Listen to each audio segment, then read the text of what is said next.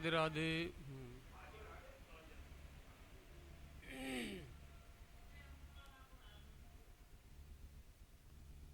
ऐसे कंधे पे डाल दो।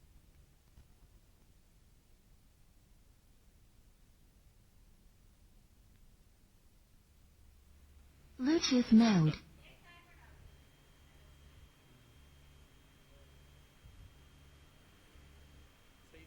अरे ठीक है, अरे ठीक है। ये चलो ये तो कर दो ऐसा करना है।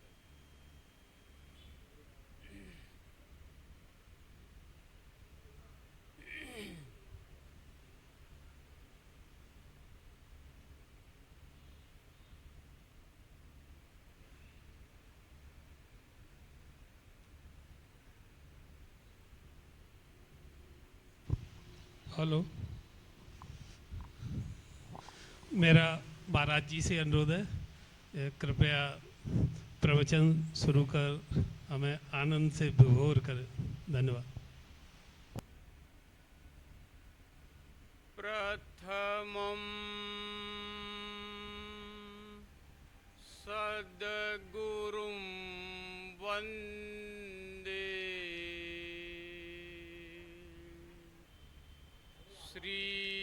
श्रीकृष्णं तदनन्तरं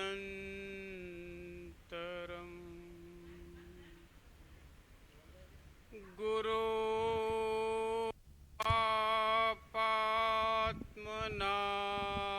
त्राता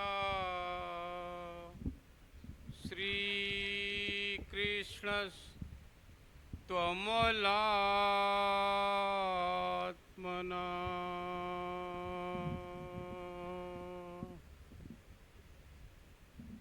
वन्दे वृन्दावनानन्दा राधिकां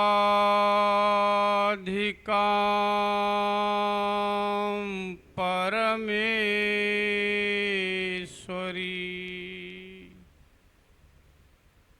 गोपिकां परमां शुद्धां लाधिनी शक्तिरूपिणी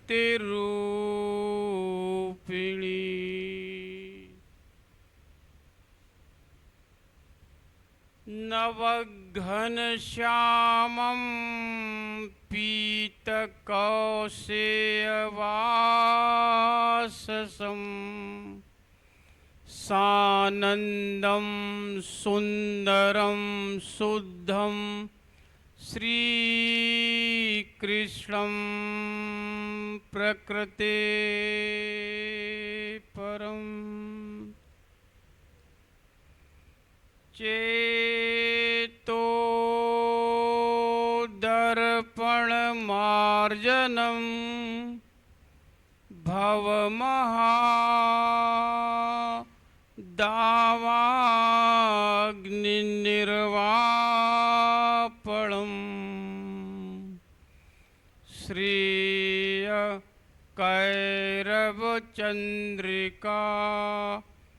वितरणं विद्यावधूजीवनम्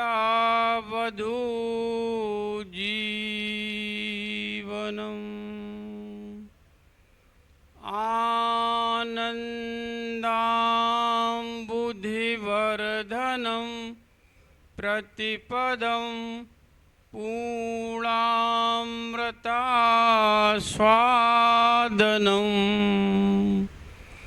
सर्वात्मस्नपनं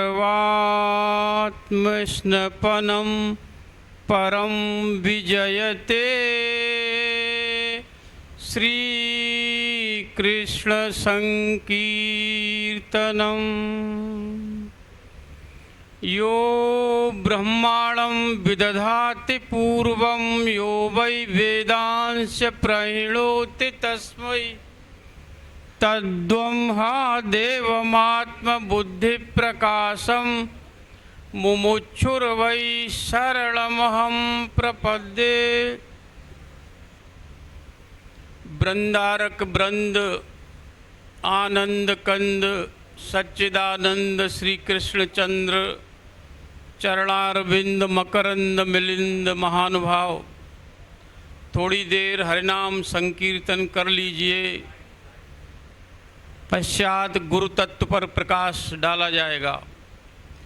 भजो गिरिधर गोविंद गोपाला, भजो गिरिधर गोविंद गोपाला, भजो गिरधर गोविंद गोपाला, भजो गिरिधर गोविंद गोपाला, भजो गिरधर गोविंद गोपाला,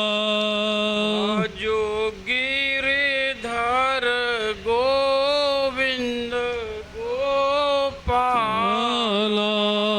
भजो गिरधर गोविंद गोपाला। बोलिए श्रीमद सदगुरु सरकार कार की जय, श्रीमद युगल सरकार कार की जय, बोलिए गोवर्धन महाराज जय की जय।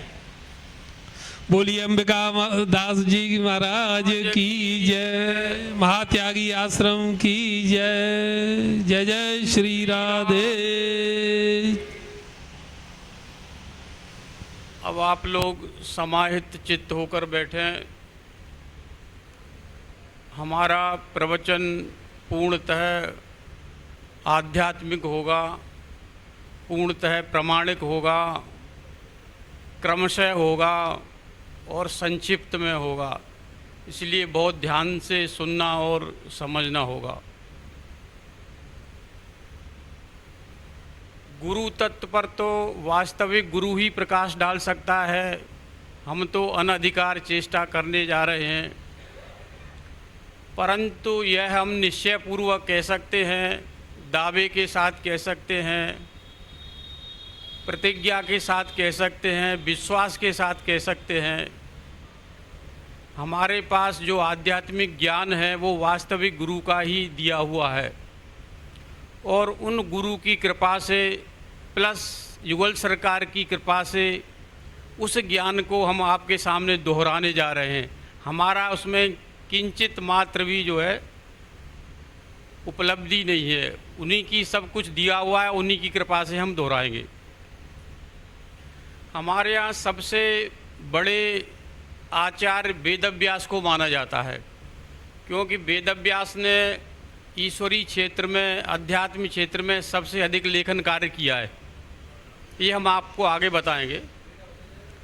वे वेदव्यास कहते हैं, नास्ति तत्वम गुरु परम, नारद पुराण, अर्थात गुरु से श्रेष्ठ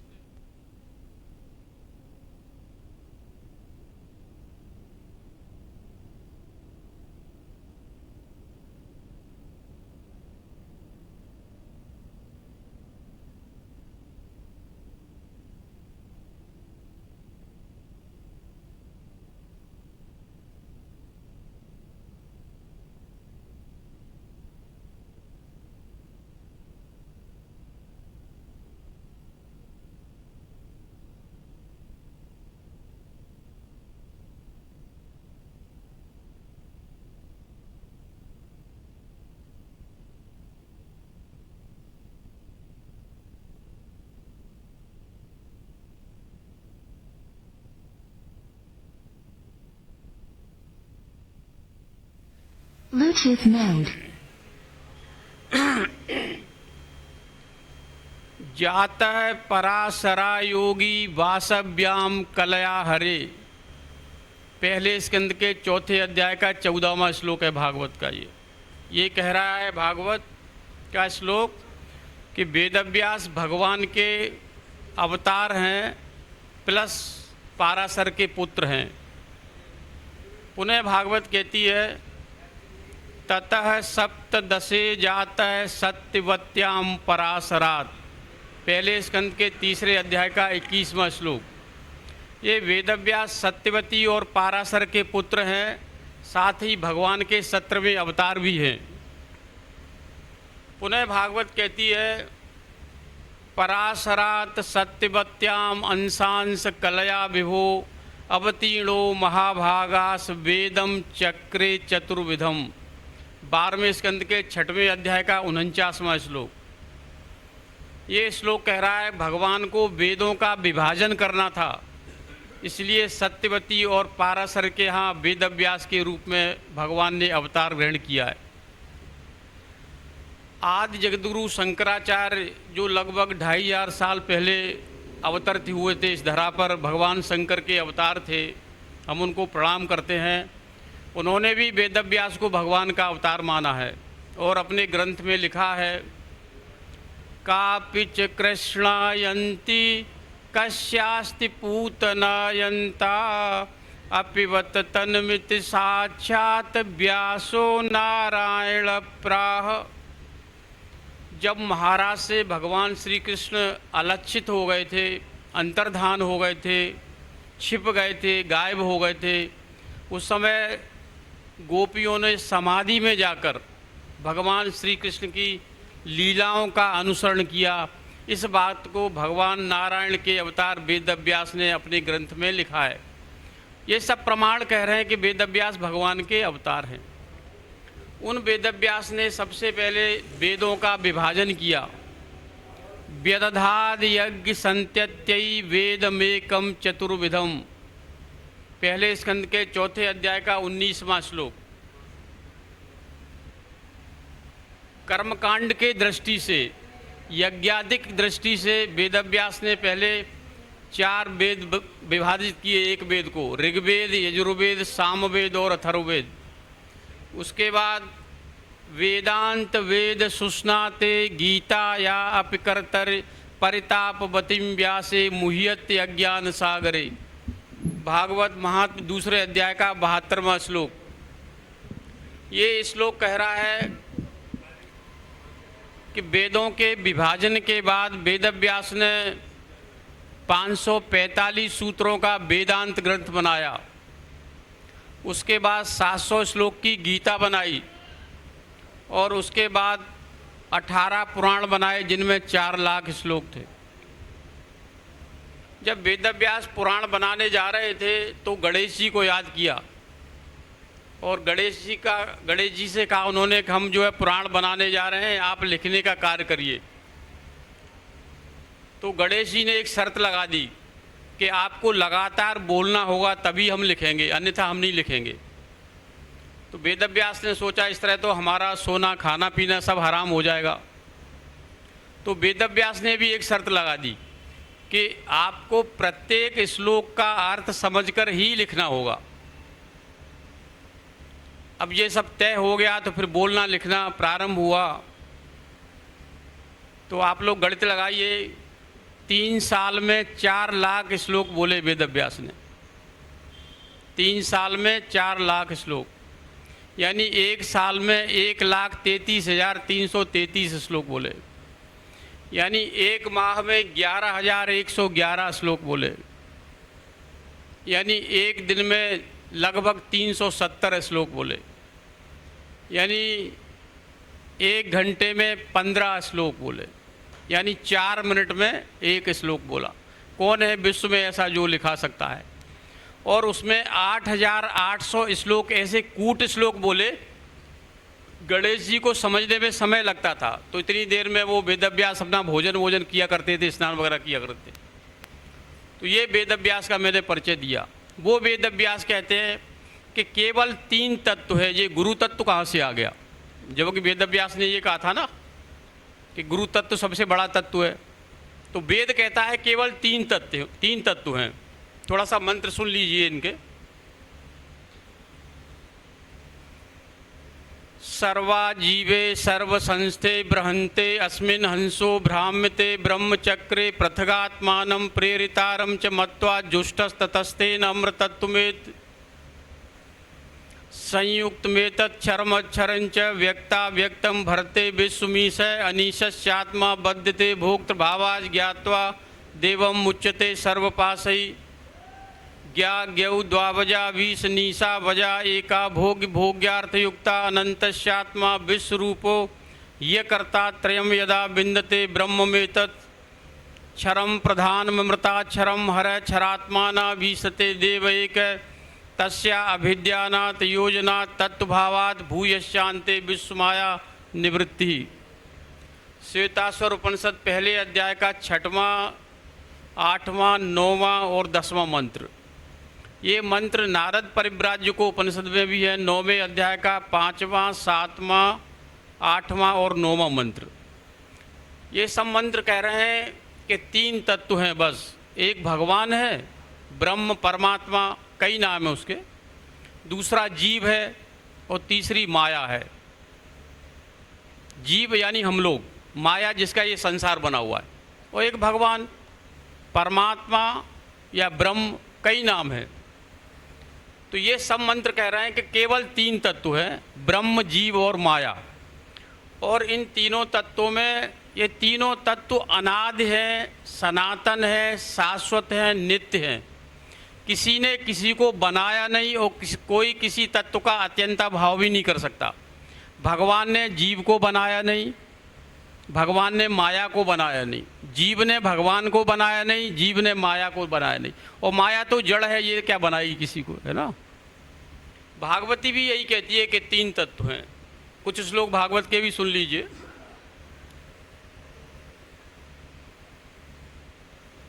एष वै भगवान साक्षात प्रधान पुरुषेश्वर है योगेश्वरै विमिघ्रांगिर्लोको यम मन्यते नरम। 7वें स्कंद के 15वें अध्याय का 27वां श्लोक।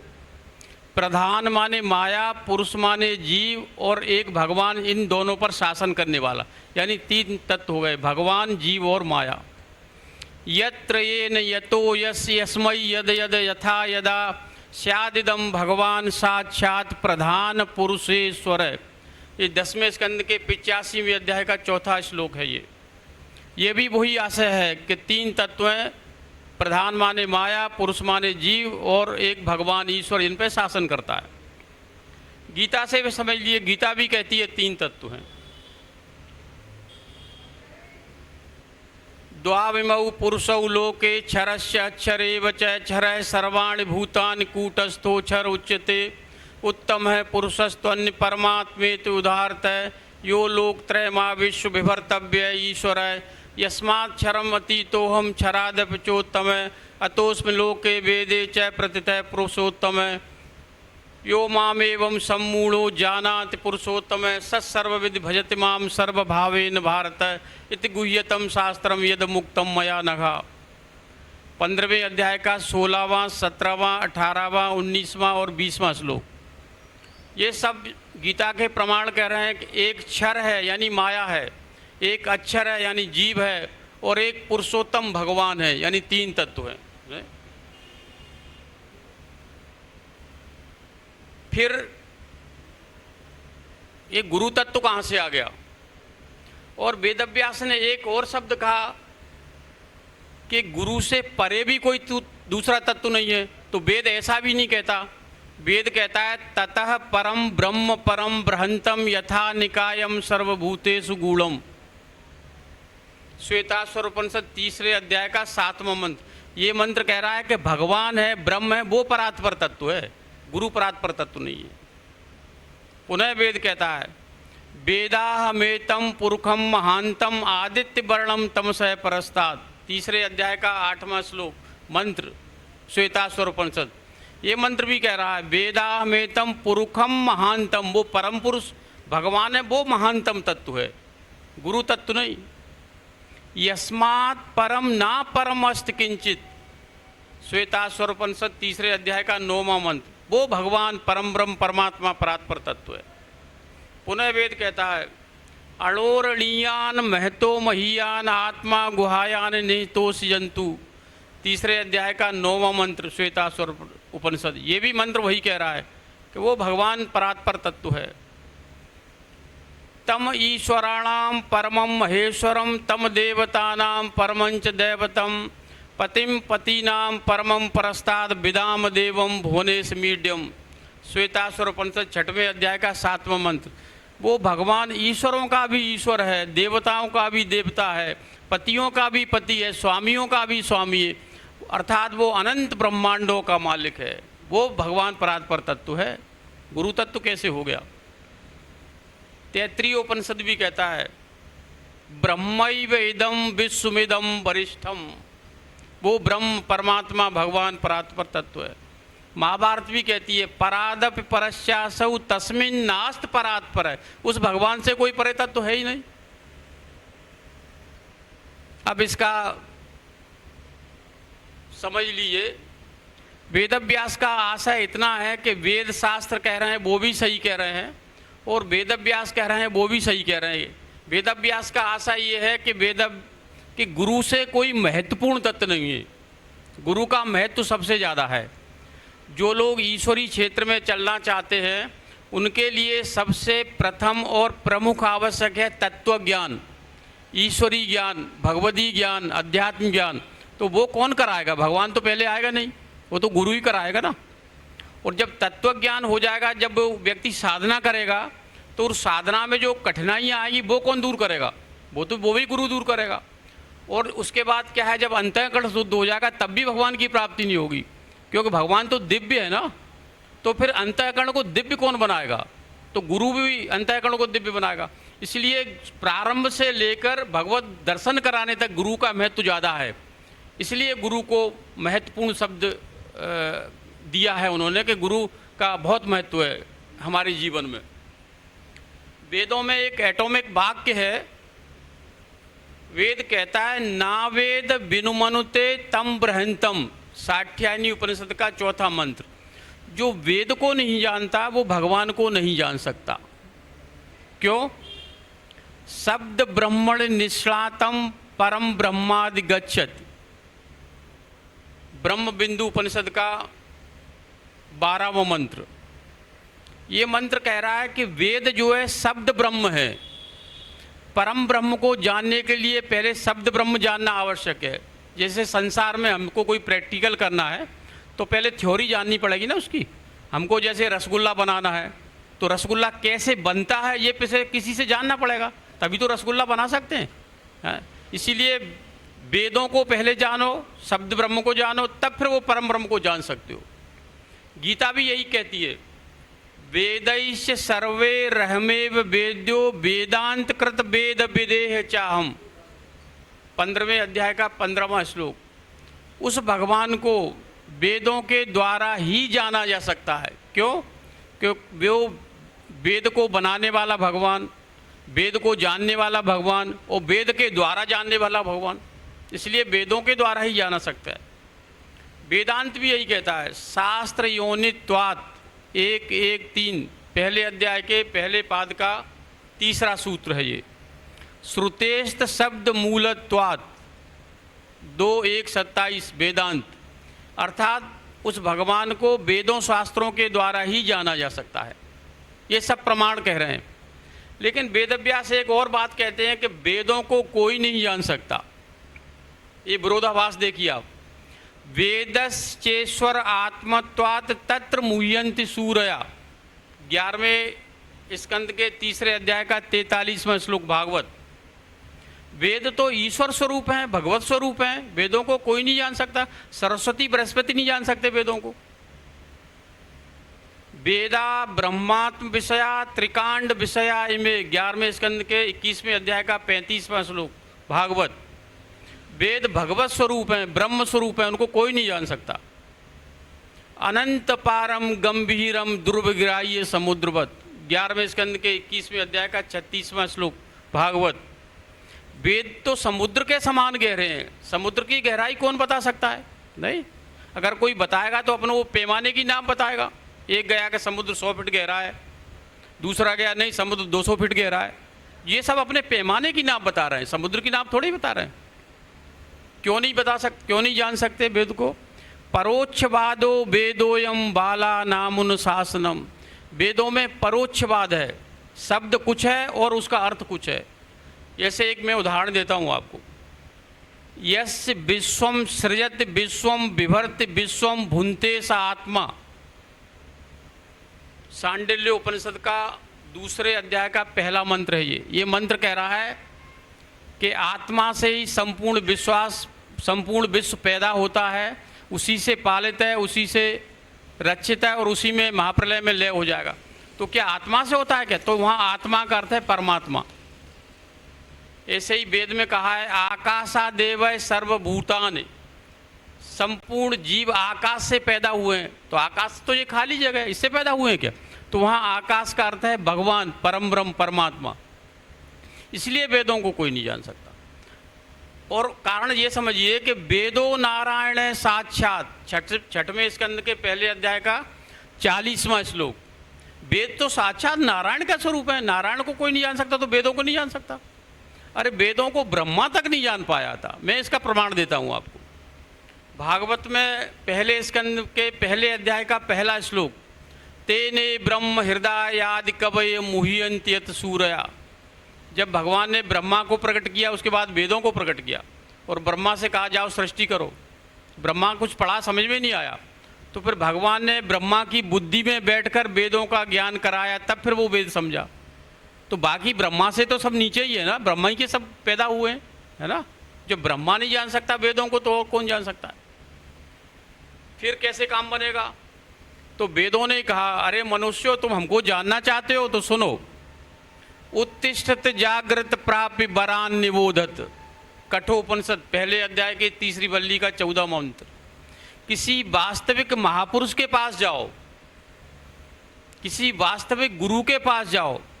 अरे मनुष्यों, तुम मोह निशा में सोए हुए उठो, जागो और किसी वास्तविक महापुरुष के पास जाकर उससे तत्व ज्ञान प्राप्त करो। ब्रह्म कौन है, जीव कौन है, माया कौन है, संसार कैसा है, भगवान का स्वरूप कैसा है, भगवान का आनंद कैसा है, संसार का आनंद कैसा है, ये सब प्राप्त करो उससे जाकर। किसी ने कहा हम तो पढ़ के समझ लेंगे वेदों को, तो उसका उत्तर दिया तुलसीदास जी ने, श्रुति पुराण बहु कहे उपाई, छूट न अधिक अधिक रुझाई। इनको कोई नहीं समझ सकता वेदों शास्त्रों पुराणों को। क्षमत विमत न पुराण मत एक मत, श्रुति बहु मुनि बहु पंथ पुराणन, जहाँ तहाँ झगड़ो सो। इनको कोई नहीं समझ सकता। इसी प्रकार गीता में श्री कृष्ण ने जब अर्जुन से कहा, अर्जुन नहीं ज्ञानेन सदृशम पवित्रम यह विद्यते, तत्व ज्ञान के समान कोई पवित्र वस्तु नहीं है। तो अर्जुन ने कहा महाराज ये तत्व ज्ञान मिलेगा कहाँ?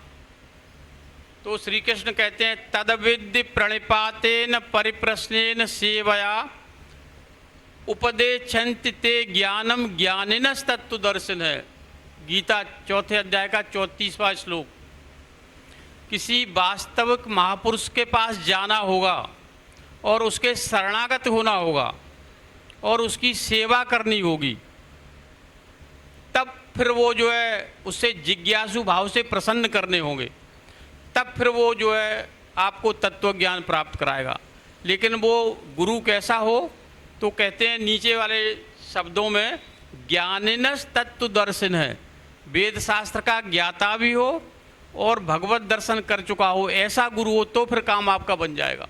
नहीं, इसी बात को वेद कहता है परीक्ष लोकान कर्मचितान ब्राह्मणो निर्वेद माया नास्ति कृतकृतेन तद विज्ञानार्थम स गुरुमेवाभिगच्छेत समित पाणि श्रोत्रियम ब्रह्मनिष्ठम। मुंडकोपनिषद पहले मुंडक के दूसरे खंड का 12वां मंत्र। बड़े बड़े कर्मकांडी विद्वान स्वर्ग में गए और स्वर्ग में ब्रह्मा के लोक तक गए, सब लोगों का परीक्षण किया और निर्वेद माया वैराग्य हो गया उनको। क्यों? वो स्वर्ग में भी जो है काम है, क्रोध है, लोभ है, ईर्षा है, द्वेष है, अतृप्तता है, अपूर्णता है।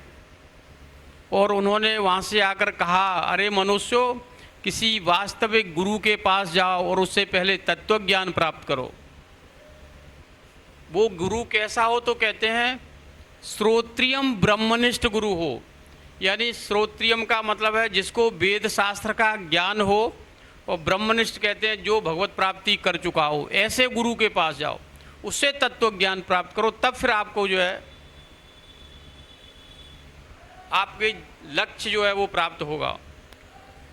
पुनः वेद कहता है आचार्यवान पुरुष हो वेद है, छांदोग्योपनिषद 6वें प्रपाठक के 14वें खंड का दूसरा मंत्र। जो गुरु को शरणागत होता है वही वेद को जान सकता है, वही भगवान को जान सकता है, अन्यथा कोई नहीं जान सकता। पुनः वेद कहता है कर्णधारम गुरुम प्राप्य तदवाक्यम प्लवदृढ़म अभ्यास वासना शक्त्या तरंत भवसागरम। योग सुखोपनिषद 6वें अध्याय का 79वां मंत्र। जैसे जब हम नदी पार करते हैं या समुद्र पार करते हैं, नाव में बैठते हैं, तो वो जो नाविक होता है चलाने वाला, वो कह देता है भैया संभल के बैठना, नहीं तो थोड़ा सा भी लापरवाही की तो राधे राधे हो जाएगा। तो जब हम उस समय संभल के बैठते हैं, ऐसे ही हम गुरु की बुद्धि में अपनी बुद्धि जोड़ दें और जैसा गुरु कहे वैसा करें, तो फिर हमारा कल्याण हो सकता है। पुनः वेद कहता है दुर्लभो विषया त्यागो दुर्लभो तत्व दर्शनम दुर्लभो सहजावस्था दुर्लभो सद्गुरु कृपा बिना। बराह उपनिषद 2 अध्याय का 76वां मंत्र।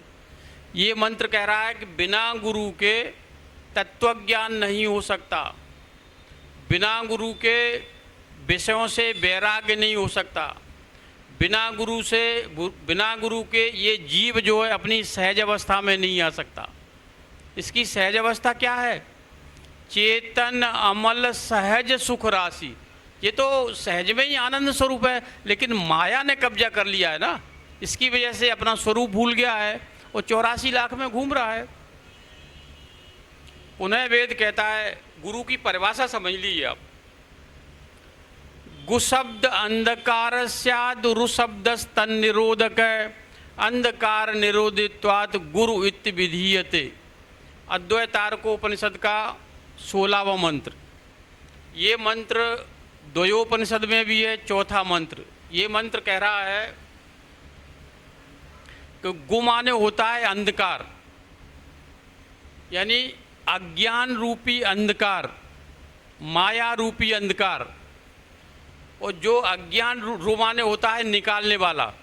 तो जो अज्ञान रूपी अंधकार को, माया रूपी अंधकार को निकालने में सक्षम हो, उसी को गुरु कहते हैं। गुरु की परिभाषा अलग अलग विद्वानों ने बताई है। एक विद्वान कहते हैं गृणाति ज्ञानम इत गुरु, जो ज्ञान प्रदान कर दे उसको गुरु कहते हैं। एक विद्वान कहते हैं गिरत अज्ञानम इति गुरु, जो अज्ञान को समाप्त कर दे उसको गुरु कहते हैं। तो अलग अलग विद्वानों कई तरह की परिभाषा बताई है, लेकिन जो वेद में प्रमुख परिभाषा है वो यही है कि जो अज्ञान रूपी अंधकार को, माया रूपी अंधकार को निकालने में सक्षम हो, वो वास्तविक गुरु है। पुनः वेद कहता है कि गुरु या वास्तविक महापुरुष में, भगवान में कोई भेद नहीं होता। यथा गुरुस तथैवेशो यथैवेशस तथा गुरु। योग सिखोपनिषद 5वें अध्याय का 58वां मंत्र। ये मंत्र कह रहा है कि गुरु और भगवान दोनों एक हैं, इसलिए लॉजिक से न भगवान समझ में आएगा न गुरु समझ में आएगा, नहीं। पुनः वेद कहता है गुरुर ब्रह्मा गुरुर विष्णु गुरुर्देवो सदाशिव न गुरुर है अधिक कश्चित् त्रिशलोकेषु विद्यते। योग सिखोपनिषद 5वें अध्याय का 56वां मंत्र। ये मंत्र कह रहा है गुरु ब्रह्मा है। ब्रह्मा क्या करता है? ध्यान दो आप लोग। ब्रह्मा सृष्टि करता है, बनाने का काम करता है, निर्माण करता है। ऐसे ही गुरु जो है ज्ञान देता है, इसलिए गुरु ब्रह्मा है। गुरु विष्णु है। विष्णु क्या करते हैं? सृष्टि का पालन करते हैं। इसी प्रकार गुरु उस ज्ञान को बनाए रखता है। गुरु शंकर जी हैं। शंकर जी क्या करते हैं? सृष्टि का संहार करते हैं। इसी प्रकार गुरु जो है अज्ञान का संहार करता है, नहीं? तो ये तीनों तत्व गुरु के ही समान है, बराबर है।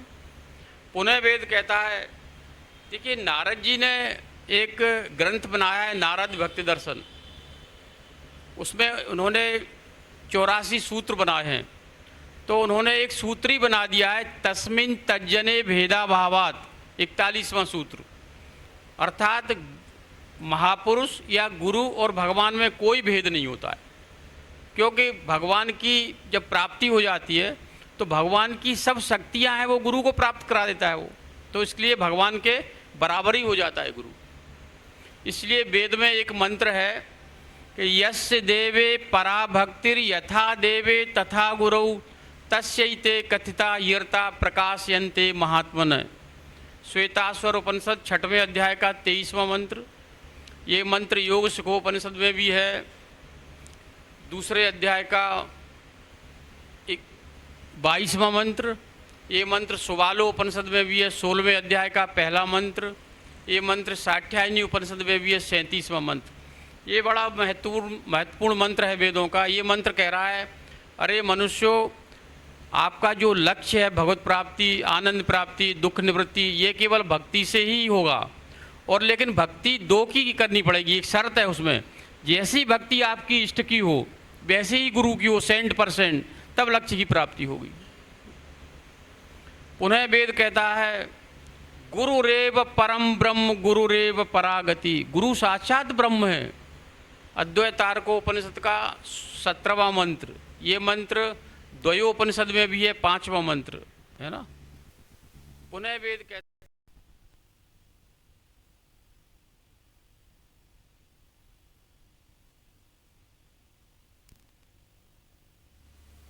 Bluetooth mode. पुनः वेद कहता है, गुरु भक्त्याम स कुर्यात। गुरु की भक्ति कर लो, सब कुछ प्राप्त हो जाएगा। ब्रह्म बिंदु उपनिषद का 30वां मंत्र।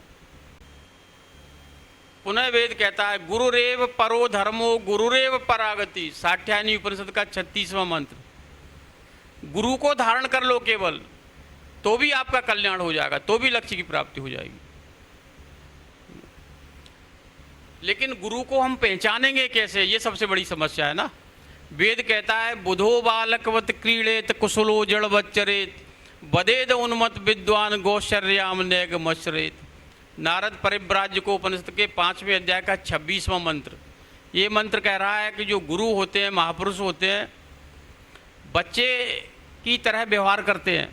विद्वान हैं, बुधो विद्वान हैं, लेकिन भोले बच्चे की तरह व्यवहार कर रहे हैं। वेद शास्त्रों का ज्ञाता है, लेकिन मूर्खों की तरह बात करते हैं। कैसे पहचानोगे उस वास्तविक गुरु को? नहीं, उस गुरु को पहचानना बड़ा मुश्किल है। गौरांग महाप्रभु ने तो यहाँ तक कहा है, जारे चित्त कृष्ण प्रेम करे उदय तारा वाक की क्रिया मुद्रा विज्ञे न बुझे। जिसके अंदर श्री कृष्ण का प्रेम पैदा हो जाता है, अंकुर फूट जाता है, उसकी 3 बातों को कोई नहीं समझ सकता। ब्रह्मा विष्णु शंकर नहीं समझ सकते। नहीं, क्रिया, वो कैसी क्रिया करे, वाक की मुद्राएं कोई नहीं समझ सकता गुरु की, महापुरुषों की। नहीं, चलिए हम वेदों से अब नीचे उतरते हैं, पुराणों में आते हैं। पुराण क्या कहते हैं गुरु के बारे में? यानी हम जो प्रवचन कर रहे हैं, इसका उद्देश्य ये है कि गुरु कैसा होना चाहिए, गुरु में क्या क्या विशेषताएं होना चाहिए, गुरु का हमारे जीवन में क्या महत्व है। समझ रहे हैं ना आप लोग? क्या बिना गुरु के हम ईश्वरीय क्षेत्र में प्रवेश कर सकते हैं? ये सब बातों पर हम चर्चा करने जा रहे हैं। तो वेदों से अपन ने चर्चा की, अब पुराणों से चर्चा करते हैं। पुराण हमारे यहाँ 18 हैं, लेकिन इन सबका शिरोमणि है वो है श्रीमद् भागवत पुराण। हम श्रीमद् भागवत पुराण से कुछ आपको बताते हैं। हम श्री कृष्ण के पास ही चलते हैं। श्री कृष्ण क्या कह रहे हैं गुरु के बारे में?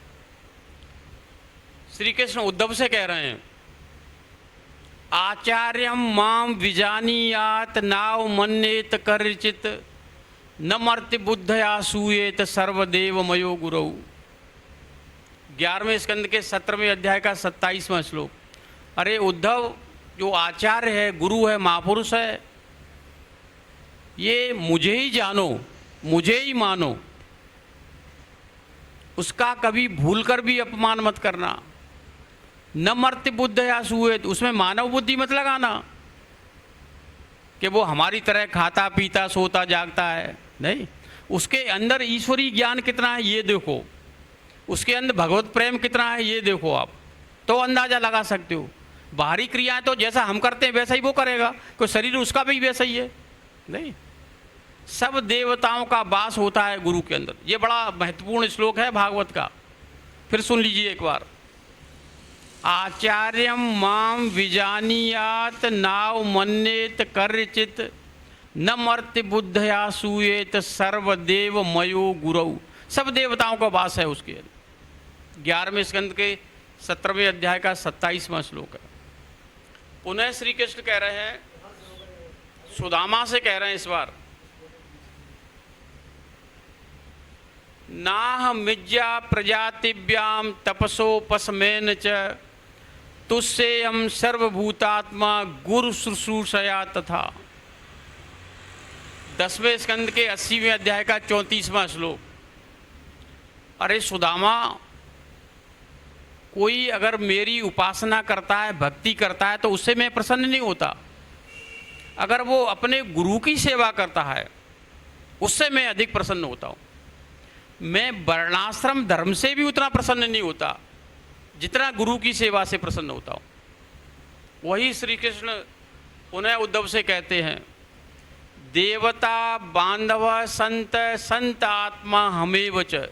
11वें स्कंद के 26वें अध्याय का 34वां श्लोक। ये जो गुरु लोग हैं ना, श्री कृष्ण कह रहे हैं ये मेरे देवता हैं, ये मेरे बांधु भैया हैं, ये बांधव हैं मेरे, ये मेरे गुरु हैं। संत कहा है, देखो संत तो मतलब गुरु हो गया ना। देवता बांधव है, संत है। अरे संत भी छोड़ो, ये तो मैं ही हूँ। अरे ये भी छोड़ो, ये मेरी आत्मा है, आत्मा है, हमें वच, मैं ही हूँ, आत्मा है।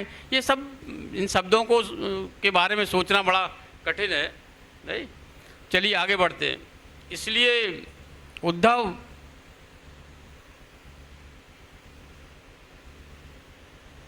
गुरु के बारे में मेरी कुछ विशेष प्रेम है गुरु से, वो सुन लीजिए आप। न तथा मे प्रियतम आत्मयोनिर्न शंकर है, न च संकर्षणो न श्री नैवात्मा च यथा भवान। 11वें स्कंद के 14वें अध्याय का 15वां श्लोक।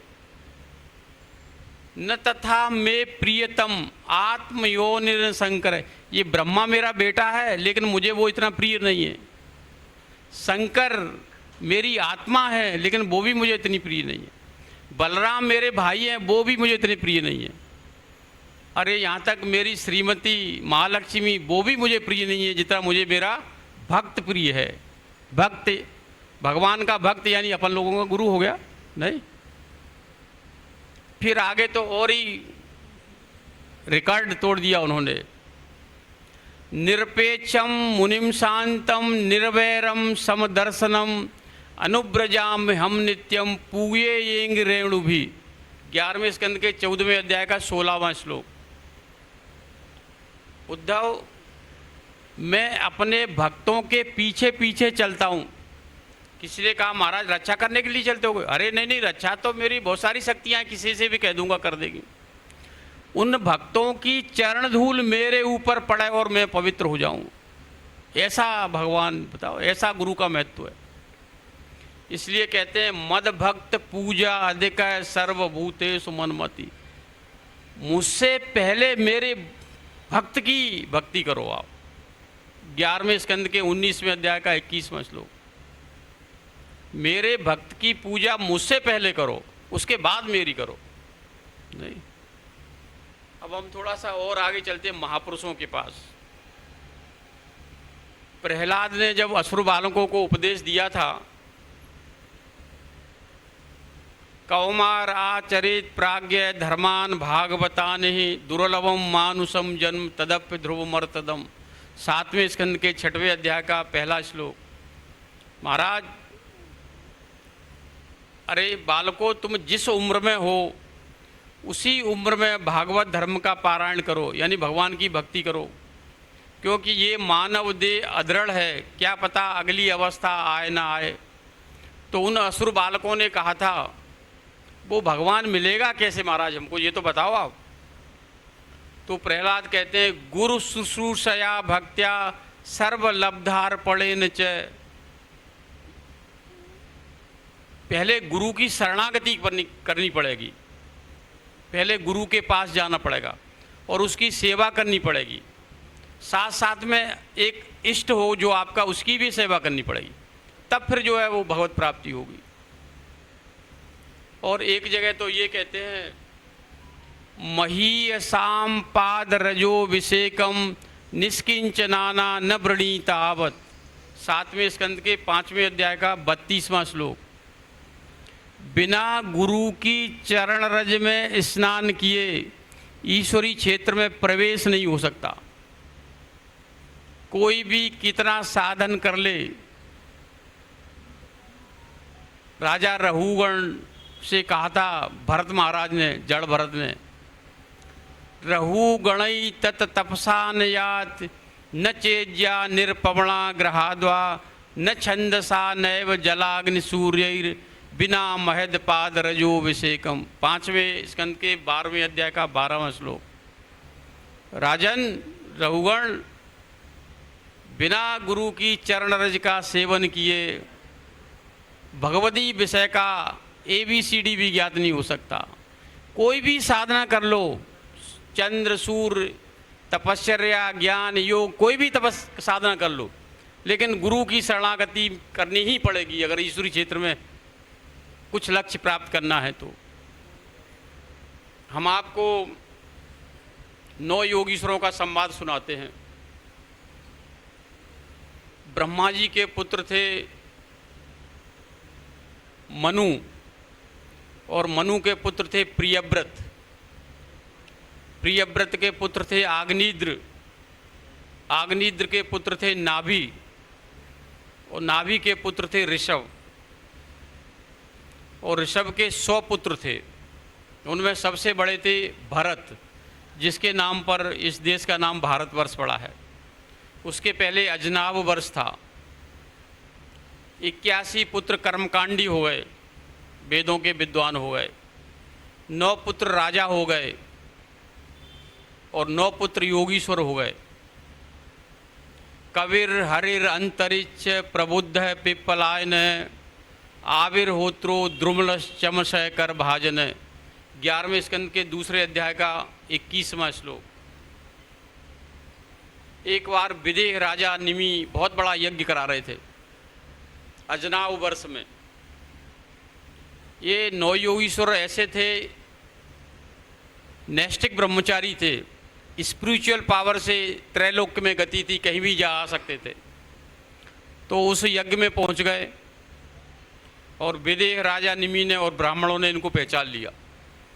तो इनका बड़ा स्वागत सत्कार किया, ऊंचे आसन पर बिठाला, पूजा वूजा की, आरती की।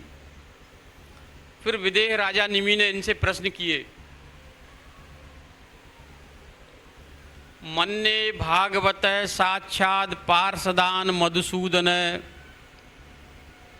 विष्णुर्भूतान लोकानां पावनाय चरन्ति दुर्लभो मानुषो देहो देहिनां क्षणभंगुर तत्रापि दुर्लभम मन्ये वैकुंठ प्रिय दर्शनम। 11वें स्कंद के 2 अध्याय का 28वां और 29वां श्लोक। अरे महात्माओं, महापुरुषों, आपका जहाँ भी जाना होता है एक ही उद्देश्य है, जन कल्याण। ये मानव देह बड़ा दुर्लभ है, लेकिन इसमें एक अवगुण है, ये क्षणभंगुर है, कब छिन जाए कोई भरोसा नहीं। कोई जानात कस्याद मृत्यु काले भविष्यते, महाभारत कहती है ना। और फिर मानव देह के बाद किसी महापुरुष का मिलना वैकुंठ प्रिय दर्शनम, वास्तविक संत का मिलना वो तो और ही दुर्लभ है। और यहाँ तो महाराज 9 महापुरुष जो है दर्शन हो रहे हैं, तो हम तो बड़े भाग्यशाली हैं। इसलिए हम आपसे कुछ प्रश्न करना चाहते हैं। तो उनमें बड़े थे कवि। कवि ने कहा, हम तो आए इसलिए, पूछो आप क्या पूछना है।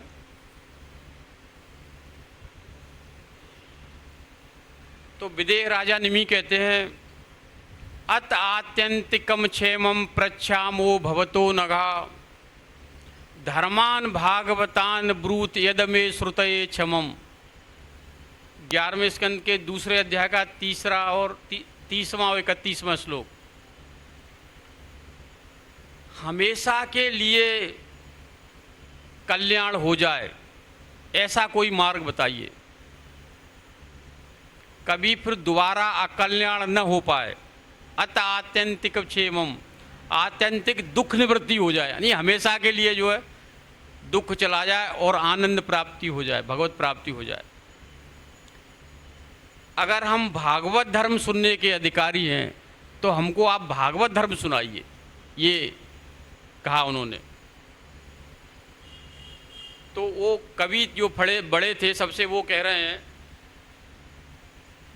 मन्ने कुतश्चित भयमच्युतस्य पादाम्बुजोपासनमत्र नित्यम। 11वें स्कंद के दूसरे अध्याय का 33वां श्लोक। राजन, मनुष्य के कल्याण का केवल एक ही मार्ग है, वो है श्री कृष्ण की निरंतर भक्ति, और दूसरा कोई कल्याण का मार्ग नहीं।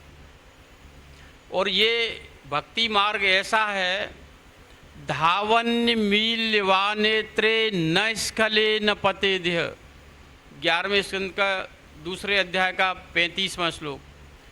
आंख बंद करके दौड़ो, न फिसलोगे न गिरोगे, क्योंकि संभालने वाले वो श्री कृष्ण आपके पीछे पीछे लगे हैं।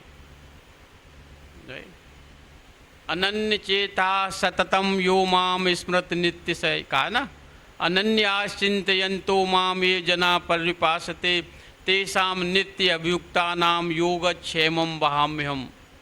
9:22 गीता में कहा है कि वो योगक्षेम वाहन करेंगे।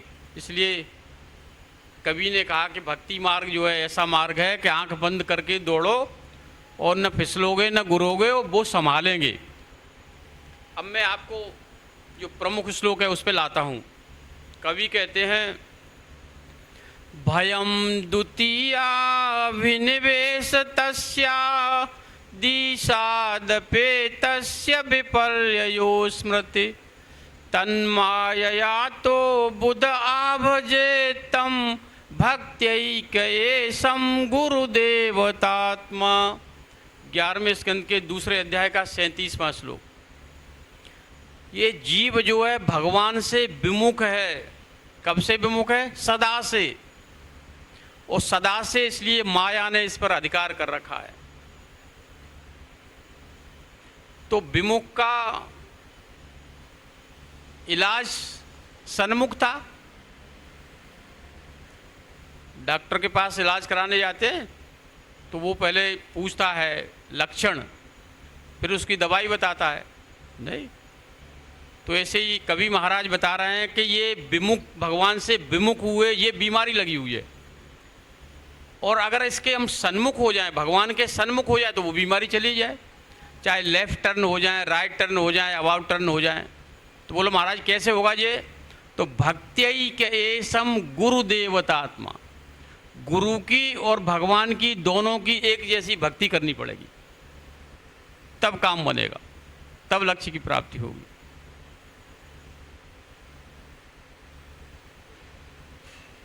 फिर आगे कहते हैं, भक्त का लक्षण बताते हुए कहते हैं कवि महाराज, एवं व्रतस्वा प्रिय नाम कीर्त्या जातानुरागो द्रुत चित्त उच्चै हसत्तिथोरोदतिरोति गायत उन्वादवा नृत्यत लोकवाहिया खम वायु अगिनम सलिलम महीच ज्योतिष सत्वानि दिशा द्रुमादीन सरितम समुद्रांश हरे शरीरम यत किंच भूतम प्रणमेदनन्य।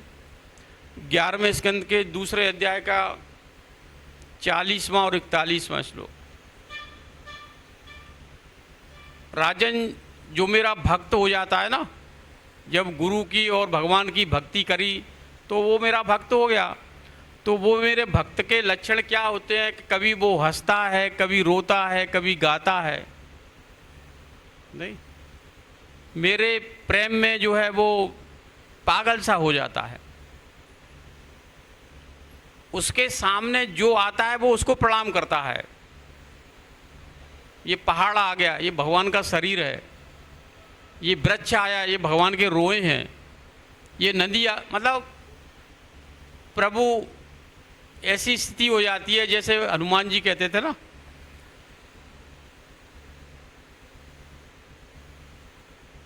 बोलिए आप चौपाइए, निज प्रभु मैं देखें जगत कासन करें विरोध। ये स्थिति हो जाती है। गोपियां कहती थी ना, नहीं, वासुदेव सर्वमित सब महात्मा दुर्लभ है। सब दूर वो वासुदेव, वो कृष्ण को ही देखता है। उसका दुश्मन भी आता है तो वो मन से अंदर से प्रणाम कर लेता है, क्यों जानता है कि हम इसके अंदर हमारे इष्ट बैठे हैं। वो दुश्मनी तो बाद की बात है ना, शरीर से दुश्मनी है उसकी, लेकिन उसके प्रभु तो उसके अंदर बैठे हैं तो वो अंदर से प्रणाम कर लेता है पहले उसको। नहीं, ऐसी स्थिति वाला हो जाता है। नारद जी से युधिष्ठिर ने प्रश्न किया था, कुछ महापुरुषों के लक्षण बताए। अच्छा, ये बाद में, पहले इसी को ले लेते, इसी प्रकरण को और आगे ले लेते। फिर दोबारा निमि ने प्रश्न किया कि महाराज ये माया की वजह से ये जीव ब्रह्म विमुख है, तो ये माया कैसे जाएगी। प्रश्न किया, यथई तामेश्वरी माया दुस्तराम कृतात्मजय तरंत्यंजय स्थूल दियो महर्षद मुच्यताम। 11वें स्कंद के 3 अध्याय का 17वां श्लोक।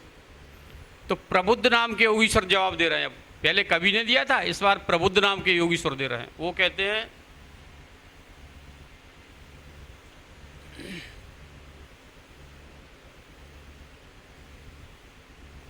तस्माद गुरु प्रपद्येत जिज्ञासु श्रेय उत्तमम शाब्दे परे च निष्णातम ब्रह्मण्युपसमाश्रयम। 11वें स्कंद के 3 अध्याय का 21वां श्लोक। अरे राजन,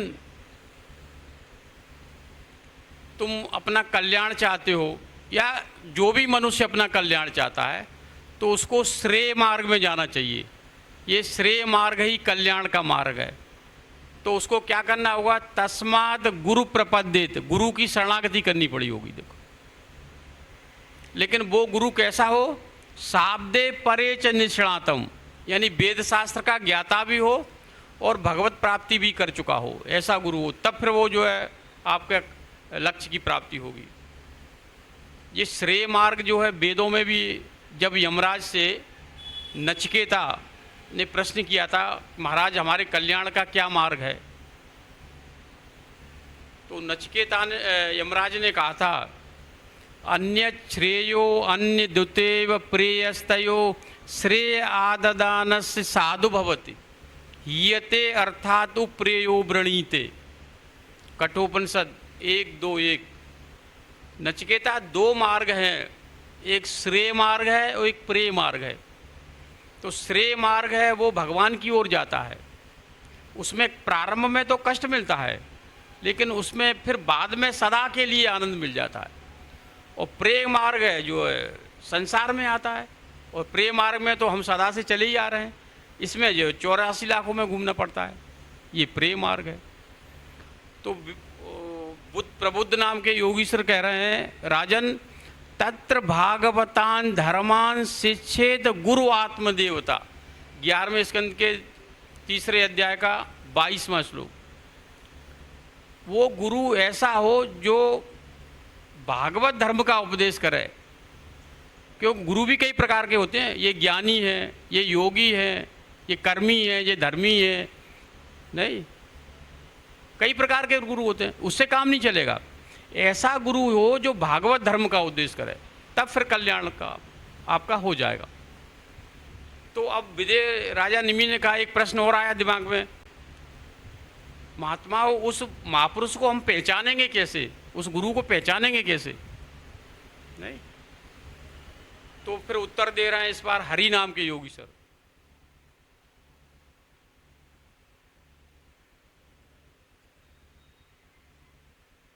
कहते हैं ईश्वरे तदधीनेषु बालसेषु दुषत्सु च प्रेम मैत्री कृपोपेक्षा य करोत् मध्य में अर्चायामेव हरे पूजा या श्रद्धया हते न तद भक्तेषु चान्येषु भक्त प्राकृत स्मृत है। सर्वभूतेषु या पश्येत भागवतो उत्तम है। सर्वभूतेषु या पश्येत भगवान भागवतोत्तम है। ये 11वें स्कंद के दूसरे अध्याय का 45वां, 46वां और 47वां श्लोक है। जो सर्वश्रेष्ठ भक्त है उसकी 3 अवस्थाएं होती हैं। पहली अवस्था में तो वो सर्वत्र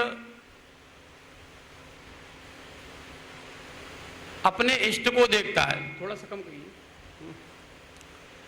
उसको सर्वत्र अपने इष्ट दिखाई देता है। जैसे परमहंस थे, सुखदेव परमहंस, उनको सर्वत्र भगवान दिखाई देते थे, है ना। जित देखूं तित श्याममयी है, ये गोपियों की अवस्था थी ना ऐसी। सर्वत्र वो अपने इष्ट को देखता है। ठीक है। दूसरी अवस्था में जब आता है तो सब में भगवान बैठे हैं ये देखता है। और तीसरी अवस्था आती है तब ये देखता है कि सब भगवान के भक्त हैं। किसी ने कहा ये तो नास्तिक है, गाली देता है, तो वो कहता है गोपियां तो गाली देती थी। ऐसी अवस्था वाला हो जाता है, ऐसी पॉजिटिव सोच हो जाती है उसकी। तो ये पहला उत्तम भक्त कहलाया। दूसरा कहलाया ईश्वरे तदधीनेषु बालसेषु दुषत्सु च प्रेम मैत्री कृपोपेक्षा य करोत् मध्यम है। वो भक्त जो है भगवान से तो प्रेम करता है और भगवान के जो जन होते हैं ना, संत, उनसे मित्रता करता है ताकि भगवत चर्चा सुनने मिले, है ना ऐसा। और जो अज्ञानी होते हैं उनको समझाने की कोशिश करता है। और जो नास्तिक होते हैं उनसे वो उदासीन हो जाता है। ये मध्यम कोटि का भक्त है। और तीसरी कक्षा का भक्त है वो केवल मूर्ति की पूजा वूजा, अर्चा वर्चा, विग्रह की पूजा वूजा करता है, लेकिन अपने गुरु की भक्ति नहीं करता। तो इसका कल्याण होना बड़ा मुश्किल है। फिर आगे कहते हैं गृहीत्वाप इंद्रियैरर्थान न द्वेष्ट न हृष्यत विष्णुर्माया मिदम पश्यन सवै भागवतोत्तम है। 11वें स्कंद के दूसरे अध्याय का 48वां श्लोक। एक ऐसा भक्त वो भी बड़ा उत्तम होता है जो संसार में सब इंद्रियों का विषय तो ग्रहण करता है, लेकिन उसका मन जो है भगवान के चरणों में लगा रहता है। ये भी श्रेष्ठ भक्त है। ध्रुव थे 36,000 वर्ष राज्य किया। भगवत प्राप्ति के बाद प्रहलाद थे, 1 मनवंतर राज्य किया। प्रियव्रत थे, 11 अरब वर्ष राज्य किया।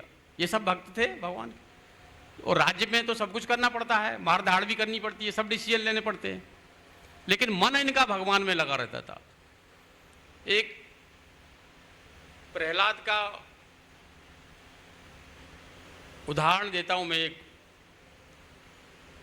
इनके लड़के थे विरोचन, और एक इनके गुरु के पुत्र के लड़के थे।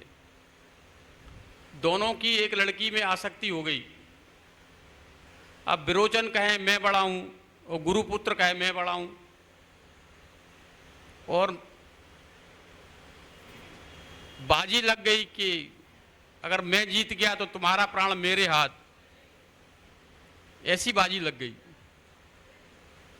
तो विरोचन ने कहा गुरुपुत्र से कि इसका निर्णय कौन देगा? बोले प्रहलाद देंगे। तो विरोचन ने कहा कि वो तो हमारे पिताजी हैं, तो अगर हमारे पक्ष में निर्णय दे दिया तुम कहोगे तुम्हारे पिताजी थे। बोला नहीं नहीं, हमारे पिताजी ने कहा है, वो प्रहलाद महापुरुष है, किसी के पक्ष में निर्णय नहीं दे सकता। नहीं, वो तो बचपन में ही उनको, उनके लिए तो भगवान ने नरसिंह अवतार लेना पड़ा। तो प्रकरण रखा गया। मंत्री ने सुनाया तो प्रहलाद ने आदेश दे दिया, गुरुपुत्र बड़ा है, ब्राह्मण है और गुरुपुत्र है, और मैं राक्षस की, हमारे राक्षस का खानदान है, इसलिए विरोचन को फांसी दे दिया।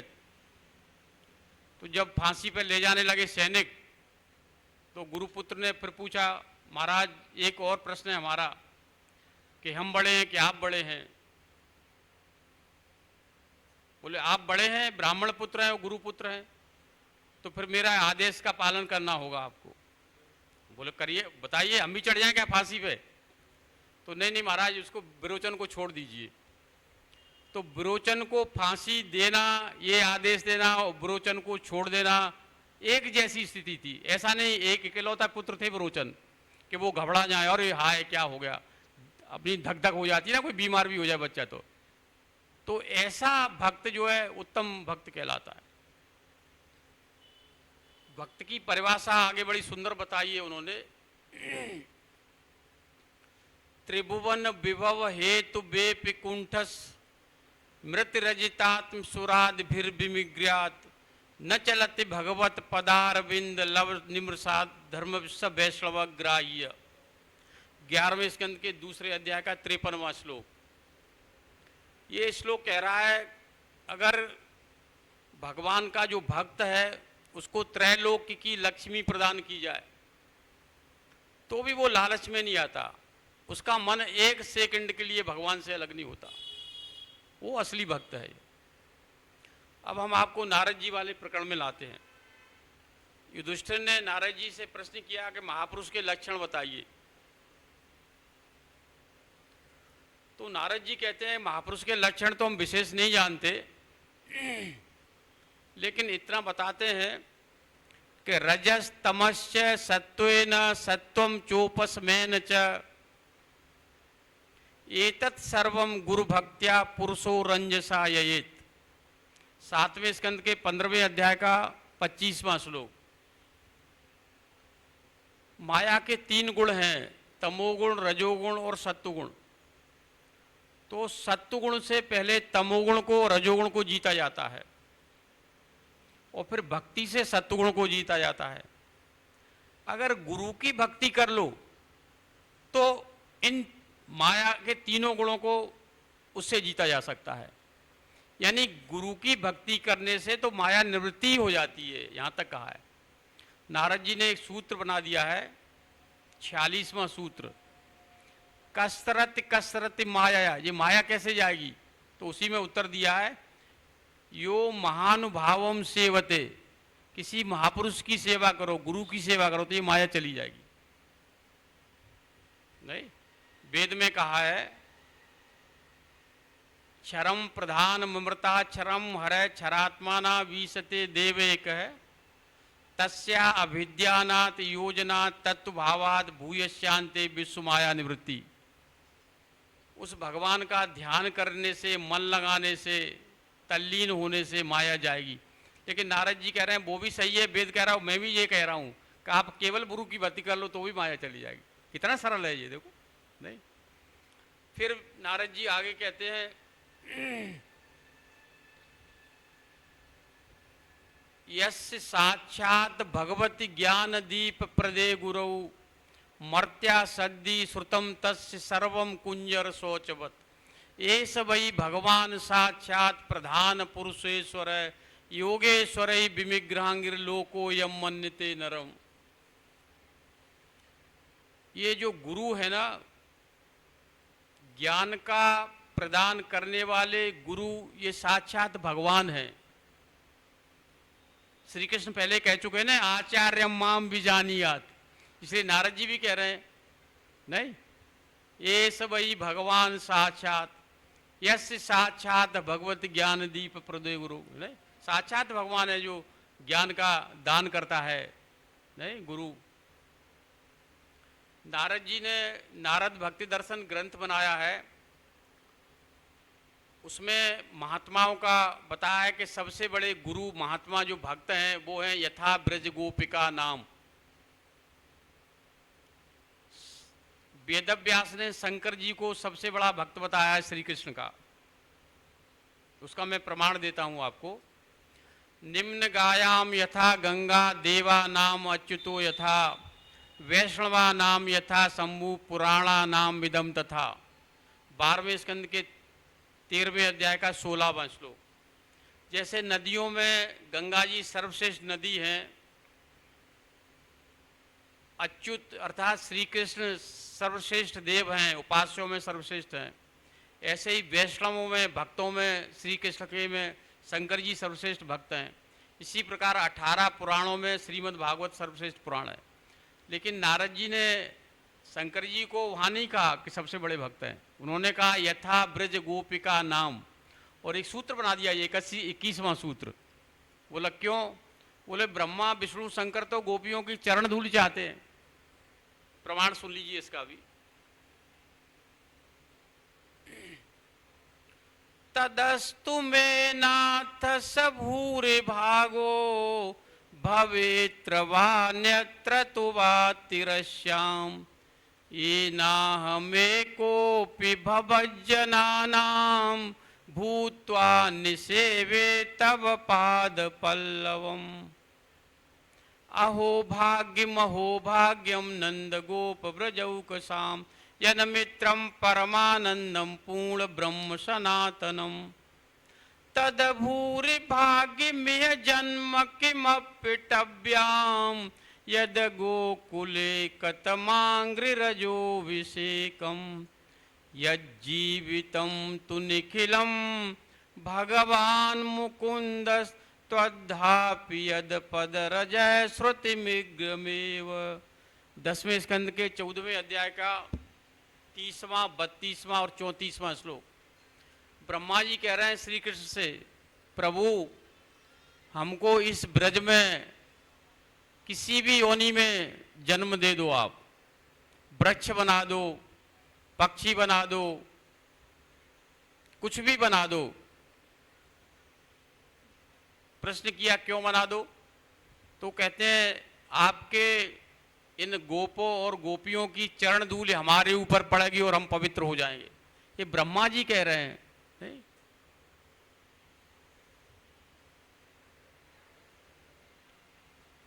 ब्रह्मा जी को एक शक हुआ। शक क्या शक हुआ? सद्वेषादिव पूतनापि सकुला त्वामेव देवा पिता यद्धामार्थ सुरहित प्रियात तनया प्राणाशयास त्वत्कृते।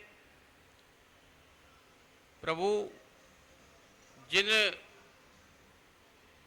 जिसको आपने पूतना को जो है गोलोक दे दिया, तो वो माँ यशोदा जिसने आपको दूध पिलाया, और वो गोपियां जो जिन्होंने सर्वस्व न्यौछावर कर दिया, उनको आप क्या देंगे?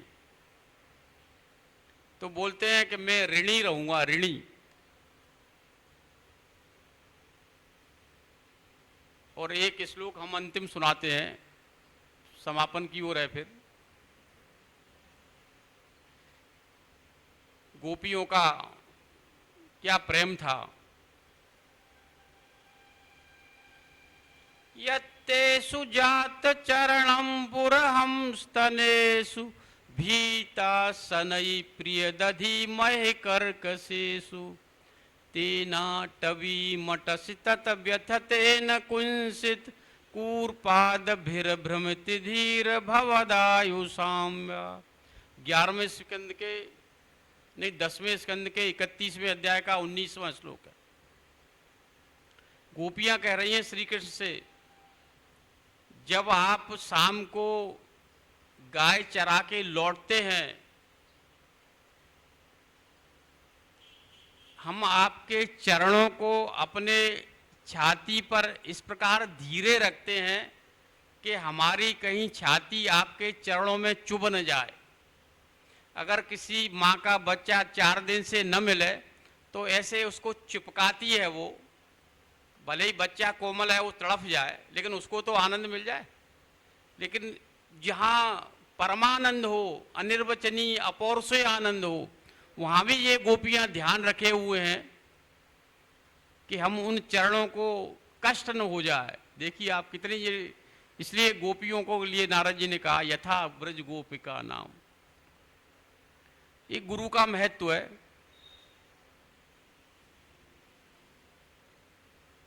बोलिए श्रीमद सदगुरु सरकार की जय। बोलिए श्रीमद युगल सरकार की जय। बोलिए गिरिराज जी महाराज की जय।